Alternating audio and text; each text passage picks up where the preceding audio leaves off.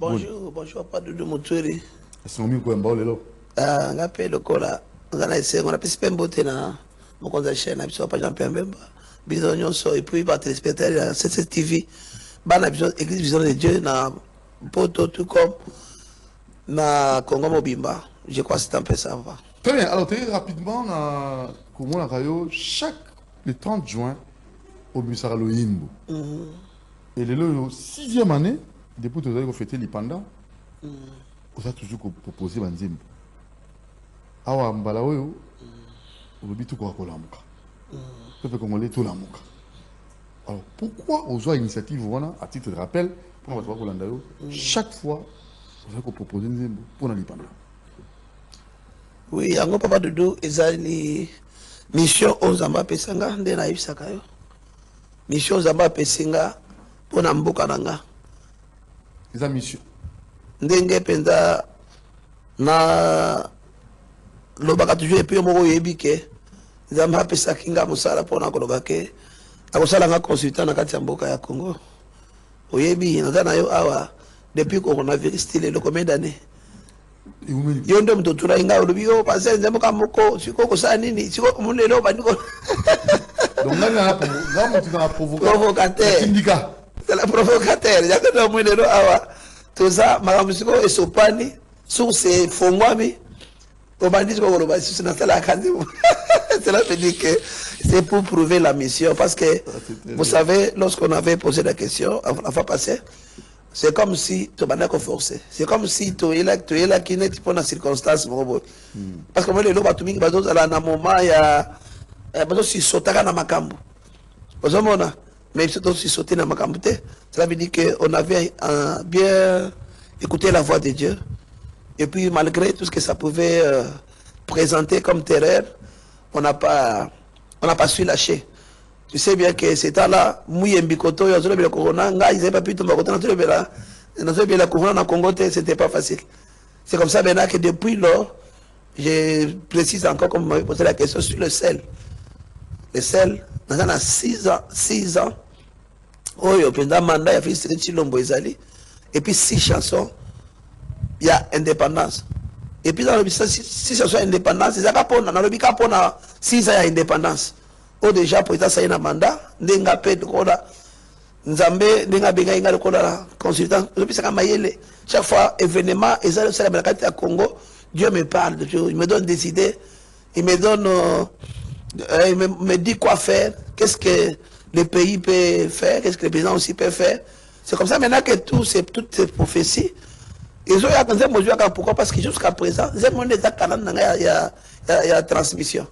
Ceux qui, par exemple, les lots à la chaîne et que mission n'a bien pas consommer na Congo et que nous avons toujours que passé dans ma salle et que dans ma salle les lots que peut-être la Bible a montré que toujours accès peut-être rien pas soucier et comment est-ce qu'on était qu'on passe ce message en face et comment est-ce qu'on transmettre la prophétie de tête à tête de quoi on s'en sort. C'est pourquoi jusque là nous avons pas toujours koyemba j'ai toujours l'inspiration chaque année c'est comme l'inspiration en Zembo Otozoyo Kanangana yo a Congolais Tolamuka. C'est une chanson qui est en train de parler au peuple congolais. En résumé. Mais je message fort. Message fort Ezaboy. Congolais Tolamuka pour ceux qui sont là limoka na biso kokende. Congolais nyonso to yebi déjà que natango akala to banda ko yebate comment politique ngo ezokende. Mais d'attente to komi nango lelo oyo na mwana muke akomi ko yeba toujours des politiques ezokende na kati ya mboka na biso. Cela veut dire que la situation politique est déjà connue. Tu as eu ma guerre Est, tu as eu ma ya Congo ndenge eza na kati ya courir risque ya perdre mboka parce que tu as dit que la kati ya mboka na biso ba infiltré baza mingi. C'est comme ça maintenant que Nzambe a bisingana bisa pour aller la muka pourquoi pour avec ce que nous sommes en train d'entendre, ce que nous sommes en train de voir, ce qui se passe au pays, avec aussi beaucoup de situations vraiment malsaines otozo vika na kati ya mboka o déjà ça la passe bakasi na mboka na bana Congo bato kufa bato batiki bamboka to pèse bamboka mususu tout ça c'est comme ça que au lieu que le koya ko s'empurer et les cas ya nzamba zo senga biso to ça peut pour aller to la muka peuple la muka pourquoi de façon que mboka na biso ekendete et puis to le biso to la mboka ekokende totel le bas tokota makambo ça tokota makambo ça veut dire que mutunyo il faut à kota ta nation il faut kota peuple il faut aye ba vraiment ko revendiquer ba droit na peuple il faut ala musa penza ba kozi pe il faut ba sala venza o ezali vraiment ya mutu ya pona peuple ba la sécuriser à des fois tout le monde est des fois puis ba insécurité zo ya ka des fois mais coup de chapeau na ba kozi parce que tout le monde a paix bazo telemisa ba fléau nyonso wana c'est comme ça que ba politicien pe basa la part na bango na lolenge moko ya ko tala ka ba intérêt na bango te lolenge moko ya ke batala tabo intérêt à peuple et puis ko ndenge la ce message nanga na lobaki yango Konzamboka za na mission za na mandate Konzamboka vraiment abangate atelema akoka toujours vraiment ko affronter nyonso zo ya liboso na ye enfin que akokisa mission na ye onza mapesa ki ya komisa peuple o komisa mboka Kongo na kati vraiment na kufa na kati vraiment na boboto la mia ya ba oyo wazaba dongolo miso afin que Congo ezonga bana mboka ba mikuta penda ba mabele na biso nyonso ezala vraiment ko appartenir na biso bana ya Congo et puis pe bana na biso bazokende na mbo na ba boto ponaka na mapona impake ne ba nini ba na samena so ba député ba vraiment pe jusqu'au ko pesa ba loi moko ezali vraiment important pour na ko bikisa mboka peuple pesa la malam en dehors ya ça to la muka parce que en dehors pe ya liwa izolika kuna na est to appelle liwa msusu na kati mboka na biso bato ko fa pe ya nzala mais c'est ngari pe ba konzo ba auto so voter ba pe vraiment ko la muka en fait que kota da plus intérêt à peuple en fait que peuple basa la madame na muka mo lobby opposition ba c'est ko ça l'opposition pour nous préserver les acquis na qui on a le mbona. Oui, na molem na lobby boy na message ami balé ya mbongo ya nzembo eza message focal et fan eza que lobby eza qui fait les paiements out non na mona ba to ke ba cimetière quand ça va oui après tu fais des parents aussi OK zo considérer pe na kati ya nzembo nanga indépendance ba kanisaka bana ba oui tous mais ba oui nyo sauter mais o ba zo la banane o za le ba héros national o ba kufa pona to entre le bomba na ba musus maintenant ce qu'on a nzembo na lobby boy demande que le 30 juin, tout le monde, tendance sur Mboka, baza uni pour l'événement le 30 juin. Pourquoi? Na souci moko ya keno, bato bakufi ba héros wana, il fallait pas bakufa lelo, bakufi bien avant, bakufi avant l'heure. Mais liwa wana esangisi biso. On comprend? Na ba opposant. Na tendance ya la majorité na peuple tendance nyonso baza uni pourquoi parce que eza que batala ba héros bakufa bazo regretter na liwa wana bi bazo kanisa bango maintenant mutuna nanga eza papa dudu lokanga bien bato so bazo lokanga ba la nanga bien malam pourquoi pas toko sangana pe boye na ba héros vivants mutuna nazo tona tiko yo pe bato na pe journaliste mutuna pourquoi pas ne pas aussi s'unir aux côtés des héros vivants papa dudu Namboka na biso ba héros vivants na tuna ba héros vivants bazalaka te azali il y a une maladie au Congo et là il faut muto kufa to ya ko reconnaître que te asala boy to ya ko reconnaître te azaki malampo na biso et moi je crois que Nathan Lumumba wana est-ce que banako ni m'appelle Lumumba bana peut-être musuwa banako ni maté parce que je vois comme c'était une maladie ni piqûre na mboka Congo donc muto kufi bato bandiko ndima ye bandiko tala Lumumba kufa to kende boy il fallait Lumumba ndenge moko pe tutana tseketi awa makambo oyo sekedi azana kati ya osana kati ya mboka Congo est-ce que nyonso ezaka mabe lelo nayebi ke babalaka mwasi papa dodo mwasi malamu azalaka te mobala malamu azalaka te me babalaka moto ata soki azana combien 60%, je ne sais pas si vous êtes d'accord 60% déjà ya bolamu ya 70% moto ambiki nabalaka que le reste là na prière na conseil et puis pe na expérience ya nini ya libala moto akosala nini akokoma quand même malamu parce que moto malamu aza te maintenant na kati ya mboka tozana ye awa akole 60% ya bolamu te ya bolingo pena ya peuple te ya bolingo ya mboka te akole 70% te ya bolamu wana oyo tozolo bana pona mboka Congo maintenant na nyonso wana tozolo ba wana ekoki kosala pe te ke quand même to s'unir pe tout na pembeni na bakonzi oyo ya biso eko permettre pe tozala pe penza pe chance ya ke ndenge mboka ezokende vraiment tosangana na makanisi aza nango na ope ya biso tozana yango na obe ba opposa bakozana yango kosangana enfin ya sauver mboka enfin ya kobikisa mboka ya Congo c'est ça le problème tozolo balakati ya mboka na biso ya Congo yango wana soki lelo awa ke bato bazosangana mpona ba héros qui nous ont déjà laissés, en disant qu'ils nous ont quittés si tôt. Mais est-ce qu'il n'y a pas de héros vivants auprès de qui vraiment les opposants peuvent s'unir, auprès de qui vraiment les confessions peuvent s'unir, auprès de qui vraiment le peuple peut aussi s'unir, afin que même esprit que l'esprit à le monde,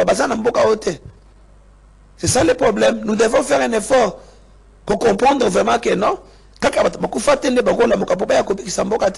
mais bateau peut baza envie, bateau peut baza na bon mot, baza peut capable, il y a que le to sangana, to kangama ici kamoko, to la biso so uni na mboka Congo, pour mboka na biso ça na posa unité, ça na posa ya amour, et ça na posa bien le Seigneur que to yeba ko lingana, to sangana bien le Seigneur, tout la paix bomoko. Tout ça, ça va aider en fait que mboka na biso ke de liboso. Mboka na biso vraiment na kolonga. To yeba vraiment ya kolonga pe mungona na kati na biso. Parce que tu as uni. Ce que muto moni mungona, avec ko dévoiler. Mais ce que tu as unité. Au contraire, to koma lelo awa na baninga ba ami ya bangona na biso na kati ya mboka Congo. C'est pour cela que nous avons vraiment que ba reconnaître ba héros vivants. To s'unir biso nyonso pembeni ya ba héros vivants.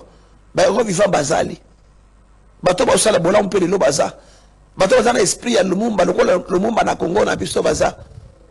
Lumumba bande ko linga te ke ba belligérant ba mindele. Ba yeba vraiment na ko zwa biso en otage ti sukate.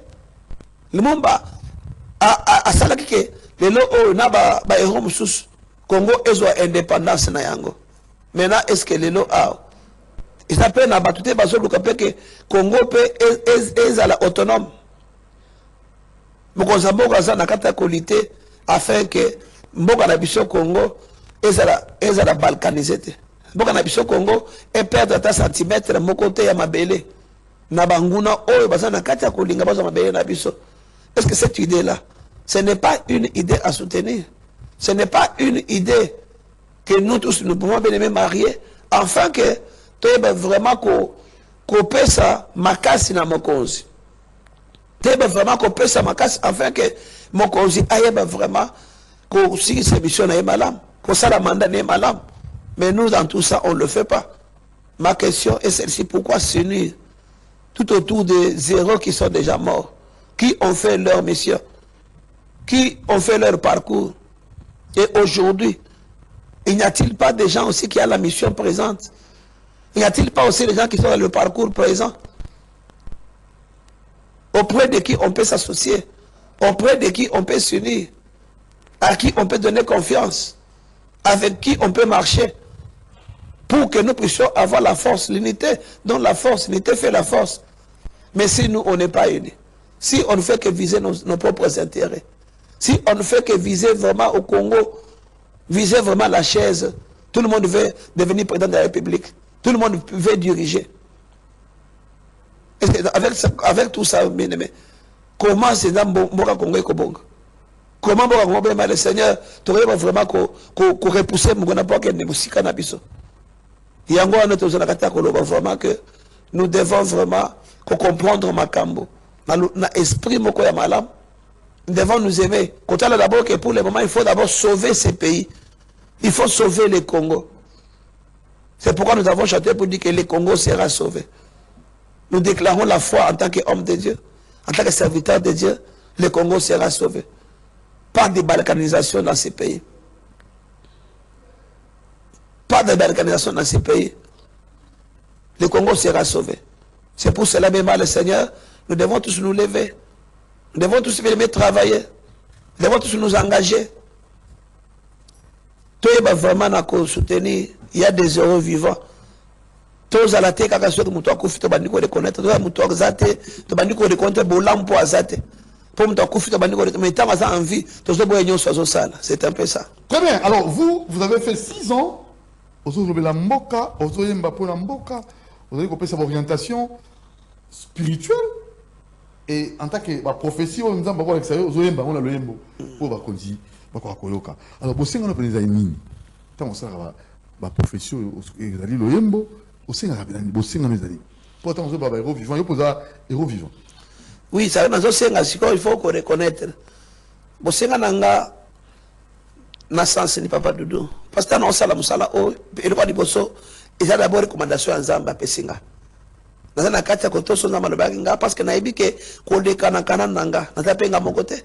Il a pas mususu pas le kolanga ba héros dans l'ombre. So bosenga bosenga nanga zake bino na senga tu bino ba journaliste bon aider biso parce que au moins mo lelo Congolais a sapé na quelque part mutema mabe. Et puis les lots oyo ba ouverti pour pas personne avoir des problèmes. Pour mon tata la caboté, mais ton des cabés mission que mon passer autour des cabés allo ba bien. Toi même vraiment passer oyo peut-être maraboto ba toujours que zama ebinaza la consultant.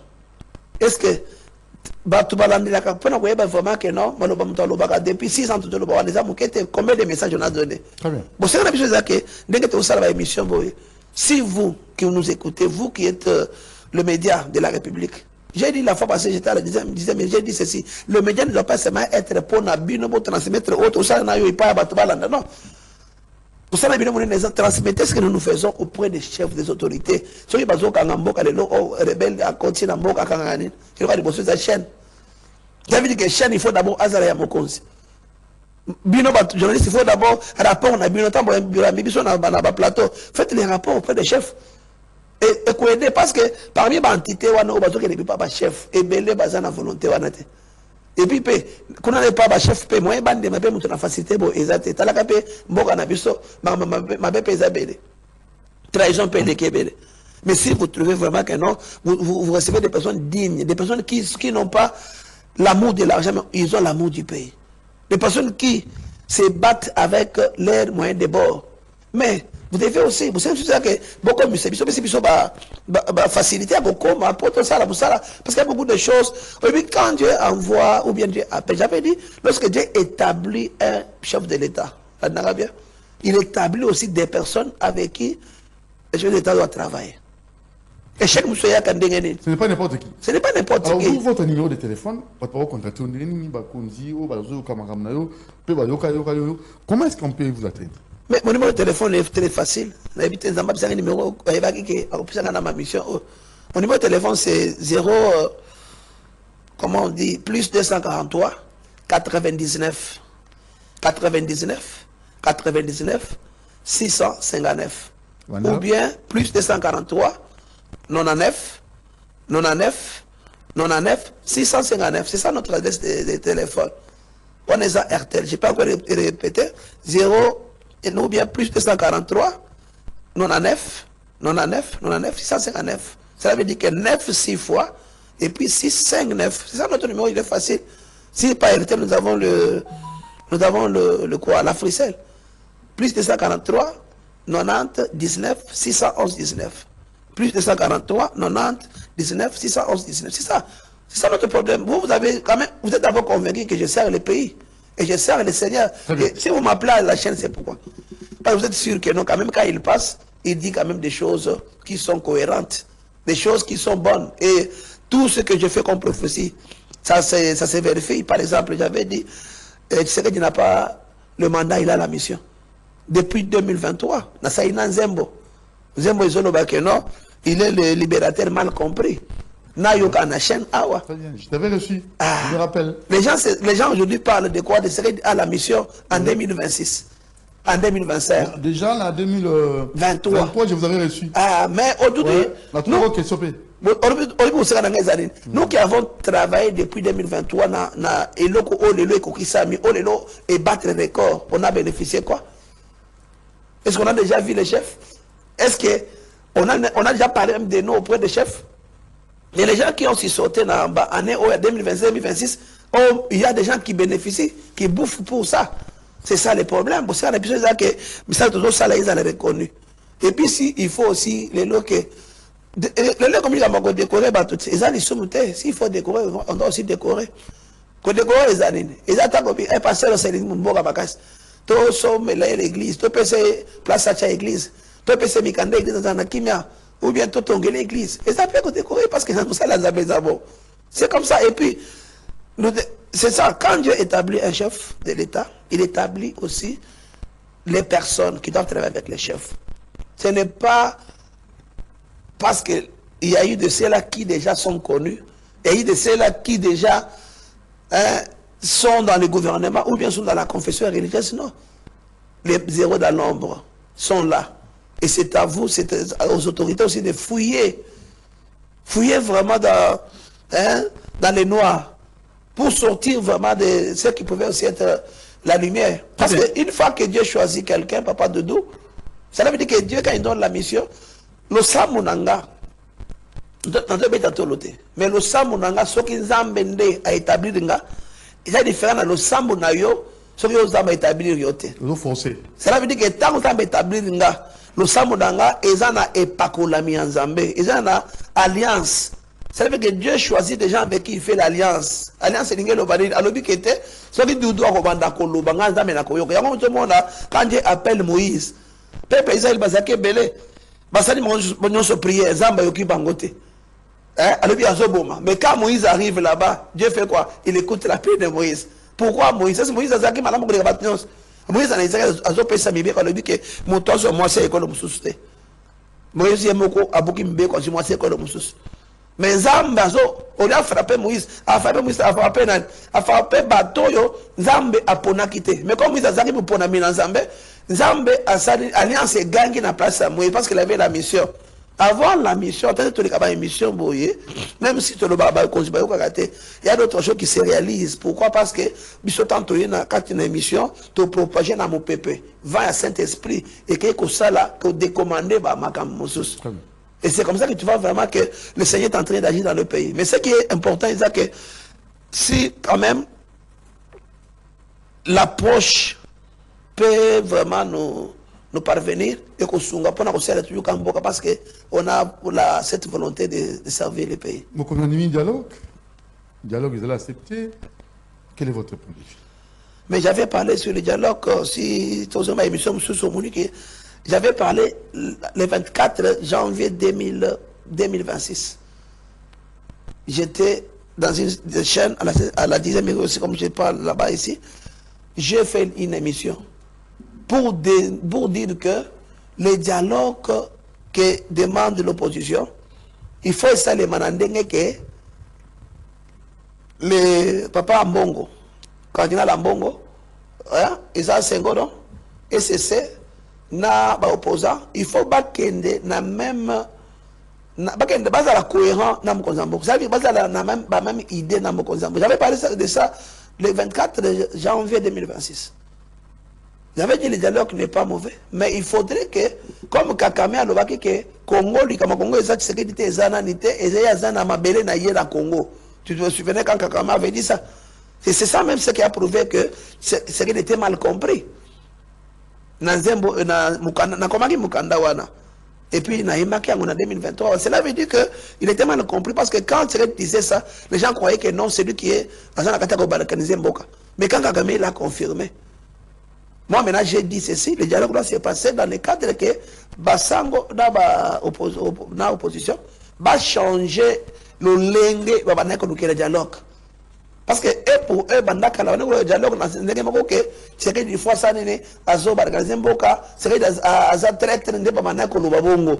comme ça, il faut que ça ne soit pas le dialogue pour Longo. Non, il faut marier l'idée à Mokonzambo. C'est ça qui s'est maintenant passé aujourd'hui. Et c'est ça. Il faut dialogue Mokonzambo,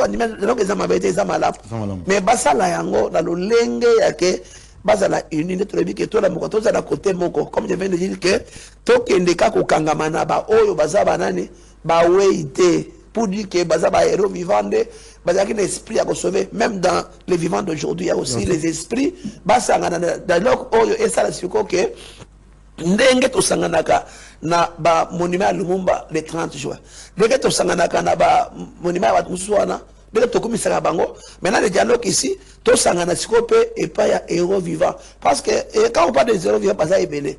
Mais chacun dans son époque. Dans une époque où nous avons le président de la République, c'est quel Chilombo, où il y a une époque, il y a un mandat, il y a une année, il y a encore deux mandats, non? Il y a encore deux années pour mandat, deuxième mandat ici. Là. Et puis, comme il a aussi la mission, Bango bako sanga balobi ke non lokola tomoni ke moto azosala ba œuvre ya mala et puis moto penda alo abimiseli biso vérité cachée. À part depuis 30 ans non. Au est on est opela ka moto. Mais aucun président affronta penda Kagame. Aucun président tanga Kagame na kombo na ye. Tout le monde va banga, mais lui il s'est tapé vraiment pour parler en face de Kagame. Et aujourd'hui, il a ouvert vraiment des horizons pour le Congo. Le lobo qui est États-Unis, le Congo qui est en Matadi, Trump, le lobo qui est le Congo. Mais tout ça, dès que tu as le Nord, c'est carré, non? Donc on a pensé que tout le monde Moussala au Sali, place peut-être tout le monde qui a Moussala Mabé Yangoyo, mais tout ça, on a posté plus de chance. Et puis c'est comme ça. Très bien.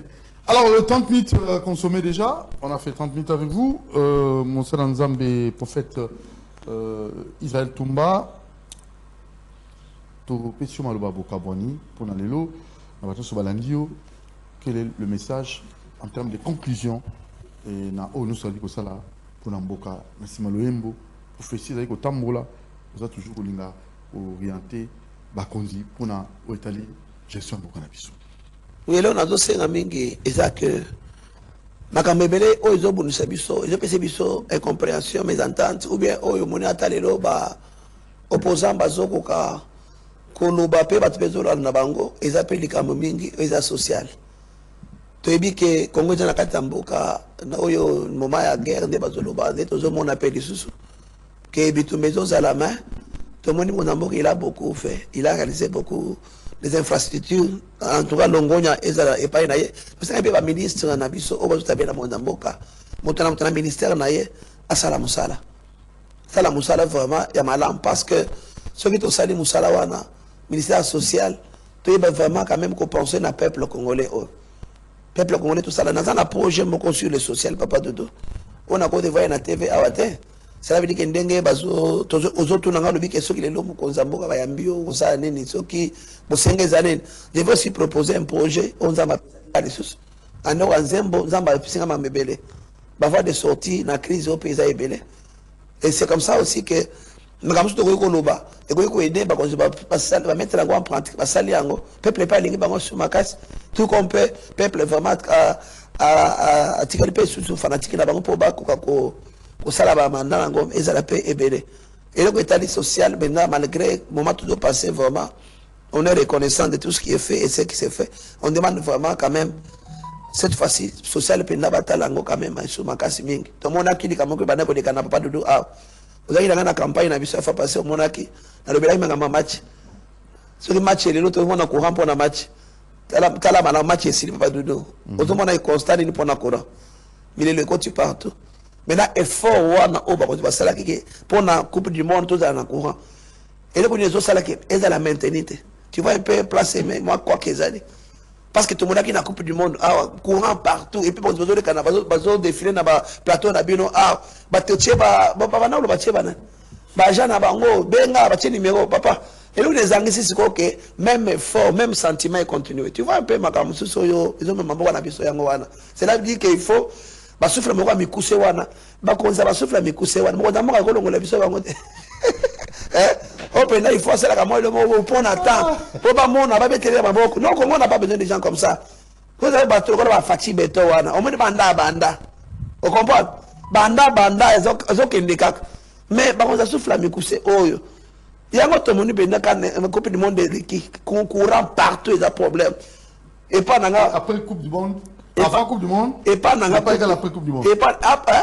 Na la Coupe du Monde, Maramboza qui bien. Ça qui bien, défilé na TV, na ba RTNC, na ba. On demande pas juste.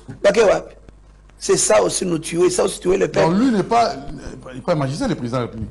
Il n'est pas magicien, c'est pas je dis que. Tu as tué on a pas ça mon sala comme il veut. Mais c'est ce que je dis que Mozamboka batoto cha pembeni na ye. Ça va? Basa la kame bato yo, basa pe na mutima bongo, ça mboka. Vous comprenez? Tu as raison. Et puis de deux, surtout la première Bible, Tala Lelo Awa, Mboke Bongue, coup de chapeau dans Mozamboka, coup de chapeau dans Général Kassongo. Tu vois, Mboke commis propre. Ce qui nous a dit, Mikondo pour nous consommer l'église. Pour les propres, il faut que tout ça pourquoi? Parce que nous avons dit, na voisin na grand marché na avenue Ah oui, je ne sais pas. Il fallait pas blâmer. Mais ce pas blâmer côté il y a salubrité. On était propre éthique. Il faut blâmer sur côté Snell. Pas blâmer sur côté Régis. Pas blâmer. Ah, c'est ça le mal. Pourquoi pas blâmer? Papa Mikolo, responsable. Faut blâmer les sonné. Mais t'as le lot. Cela veut dire qu'il faut qu'on ait un syndicat, mais je ne sais pas moi ces gens. Ceux qui battent au consul, on parti, tout le monde a fatigué. Si vous avez fatigué, papa. Pourquoi on ça on se fatigué de façon que on met là. Dans le ministère, papa Dodo. Tout à l'heure, le ministère de la portefeuille, au ministère, oh, papa, oh, il y a banda, à ça, pourquoi? Parce que nous sommes malades. Mais c'est là qui abuse dans le ministère de la Bango. Des programmes progressés. En tant que pasteur, des programmes sans succès. Faites du bien pour qu'ils soient sans succès. Faites du bien pour la Très bien. C'est ça le problème. Merci beaucoup, prophète. Je crois très prochainement tous à Sunayo. À la prochaine occasion. Mais et si il y a campagne. C'est un attaque. Autre salarié. 6 mois. On va finir avec l'extrait. Totiki, extrait à campagne au Salaki, spécial 30 juin, Église Vision de Dieu. Et les gens vont suivre ça. 6 mois consommer réflexion. Oui. Et 6 mois entamer décision pour que l'année ne passe pas. L'année a 3 grandes choses. Chaque année a sa bénédiction. Il y a mis balai. Dans chaque année, tout un chacun de nous a ses projets. Et il a mis ça tout. L'année a, Dieu a ses prophéties pour son enfant à qui il offre l'année. Maintenant, les 6 mois consommés, c'était du mois au janvier, du mois de janvier jusqu'au mois de juin. Il y a tout ça qu'on fait réfléchir à Nzambe. Qu'on fait réfléchir à Konzamboka. Konzamboka n'a pas tout ça. Qu'on fait réfléchir à opposant la biso. Il y a un 6 mois, des mois de juillet au mois de décembre, 6 mois consommés, tout s'est décidé. Maintenant, on n'est plus encore à 6 mois. On est combien de mois d'août, non? Et tu as dit combien? 5 mois déjà. Maintenant, on décomplique en tant que pasteur. Est-ce que Makambo Sola Kinanza? Est-ce que projet na yo ezokende? Est-ce que projet à Mboka ezokende? Est-ce que projet à dialogue ezokende bala? Est-ce que projet vraiment il y a que Makambo? C'est ça le problème. Bilan. Avant tout comme à fin de l'année. Merci beaucoup, prophète. Allez, nous vous laissons avec le. C'était une soirée spéciale, hein? 30 juin, Église Vision de Dieu, avec le prophète Israël Toumba Iratakate. Nzambe Oyo Ratakate. Namba Ratakate, Aratakate. Aratakate. Allez, c'est parti. Merci beaucoup. On vous remercie.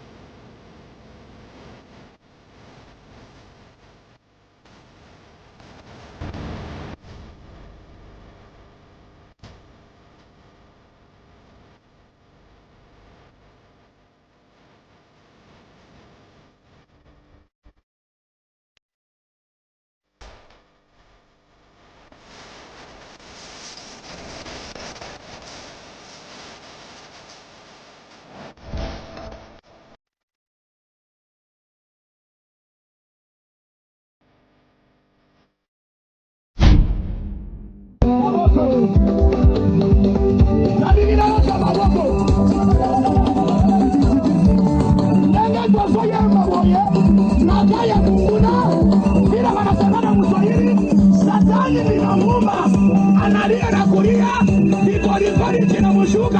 Hai zambi wani. Hallelujah.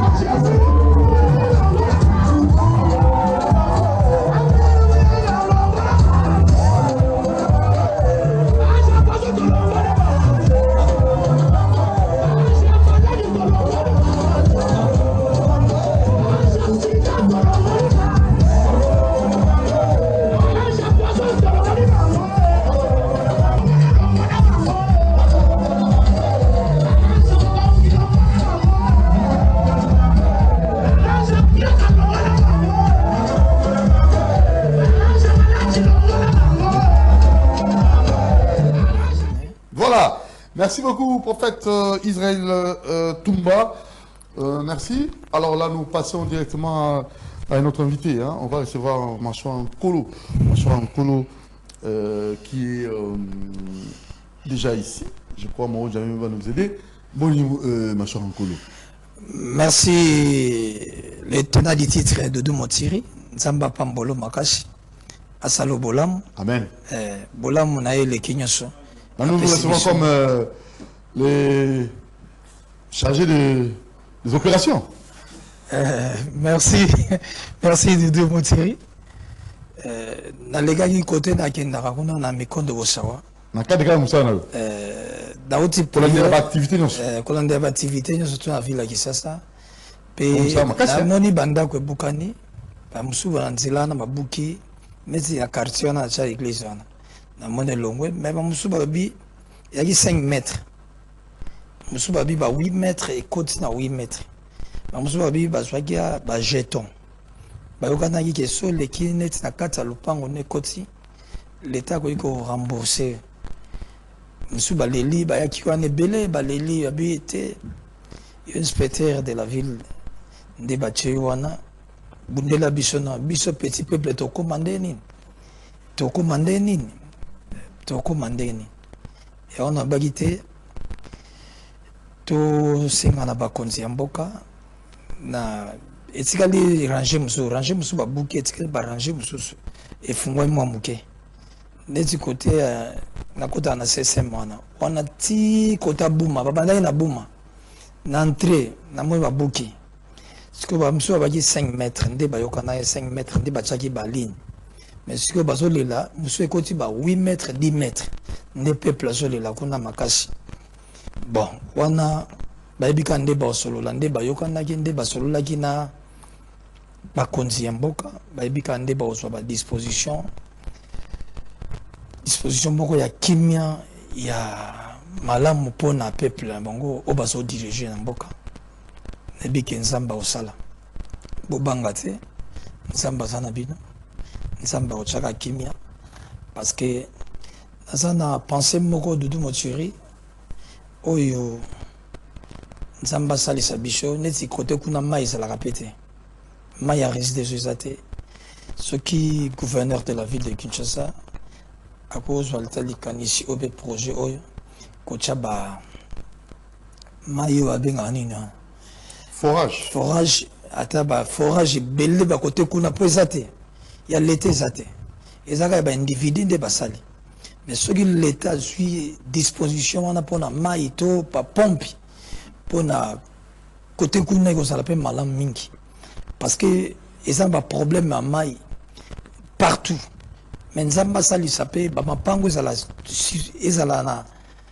structuré mapango ebele eza en ordre te en ordre na affaire foncière mapango ebele na ville ya Kinshasa soki mapango ebele ezali en ordre na affaire foncière et aux appels malam mingi et ça très important na yo moko na conscience na yo okende ozala notre na affaire foncière nzamba ko ibana pambola o makasi nzamba ko bénir bino makasi et to ngatolo baka sete ndenge makambo tambola na ville ya province ya Kinshasa nzambe na bike to koloba mais nzamba ko zalo kumu na lingi to bondela mwa muke to prier tobondeli Seigneur de gloire nzambe ya bomo nzambe ya bikamo na recommande mboko na salo boko na yo dialogue osalama kimia na yo erenye na mitema ya bato obi na tike bino kimia pe na pesi bino kimia lolenge mokile pesaka te kimia na yo oleki mayela bato ebatela mitema ya moko na etandi nyonso tu ya République démocratique du Congo au nom puissant de Jésus-Christ Nazareth na kombo na Yesu moi oza moi bénédiction pe ya grâce bato tu bazala béni ozwaki te na juin zwango mata pe pambwama au reçu na kombo na Yesu Christ Nazareth amen tika nzambe apambola l'éternel du titre Dudu Moturi nzambe apambola ingénieur Moro Nzambe pe Moïse nzambe apambola mama prophétesse Abigail moi ça m'a bon de ligne ça m'a pambolo nzamba pambola bash pe Moïse na le château batu nyoso ba giwa pe ba Yannick nzamba pambola Rachidi pharmacien nzamba pambolo Rachidi pharmacien pe na madame nayo nzamba pambola bino pese grâce nzamba pambola mama Zizi na papa Augustin Lopango nzamba pambola maman na Omar mama Jeannette nzamba pambola mama Futa nzamba pambola sœur Brigitte pe baben nzamba pambola bango nzamba pambola batu nyoso tu nzamba pambola batu nyoso ba peto ba mambo batu nyoso bozolanda biso partout famille na ngai Putu Charlie Bolese Putu nzamba pambolo maître Christian Putu Pati Putu pe Gelor Putu pe Setu Putu pe Chocolat Putu, que Dieu te bénisse. Nzamba pambola mboka mobimba. Tika kimia, pe dialogue, et les gana kimia. Namboka, il y a République démocratique du Congo. Amen. Très bien, merci beaucoup, ma chère Nkolo, merci à Moro Nzambe, merci à Moïse Dilo et aussi à notre très cher Gino Kassanda. Dudu Moturi vous aime beaucoup. Nous pensons aussi vous saluer. Vous qui nous avez suivis de par le monde, et salutations à vous, Madame Boafa, je crois que c'est Boafa, voilà, comment on peut, qui nous suit en ce moment, salutations à vous, et nous vous retrouverons très prochainement. Ciao.